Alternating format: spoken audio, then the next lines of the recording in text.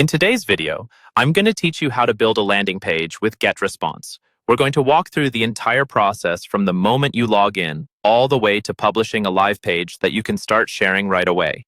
I'll explain what each step does so you not only know where to click, but also why it matters. Once you're logged into your Getresponse account, start by heading to the main menu and opening the Tools section. From there, select Landing Pages. This is where all of your existing pages will live, and it's also where you'll create new ones. To begin, click the Create Landing Page button. This opens up the setup flow for a brand new page. The first thing you'll see is a gallery of templates. Here you can either pick a pre-designed layout, which is great if you want something quick and polished, or choose the Build from Scratch option if you prefer full control over the design. Templates are organized by goals, like lead capture or sales, so choose one that fits what you're trying to achieve with this page.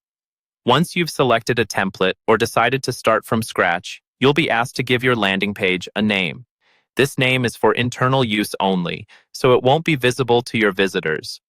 Use something descriptive that helps you recognize the page later, especially if you plan to create multiple versions. After you've entered the name, click Next Step to move into the editor. In the Design Editor, you'll see your landing page in the middle and a toolbar on the side. This is a drag and drop editor, which means you can click and drag elements like text blocks, images, buttons, or sign-up forms directly onto the page. Place them where you want, then click any element to customize it. You can change colors, fonts, sizes, alignment, and links. For example, you might link a button to a thank you page or a checkout page. Before you move on, switch to the mobile view by clicking the mobile icon at the top of the editor. This lets you adjust how the layout looks on phones, which is crucial since many visitors will be on mobile devices. When you're happy with the design, click Next Step to configure the settings. Here you'll set the URL for your landing page, choose which email list new subscribers should be added to, and optionally connect tracking tools like Google Analytics or other marketing pixels. These settings help you measure performance and keep your leads organized.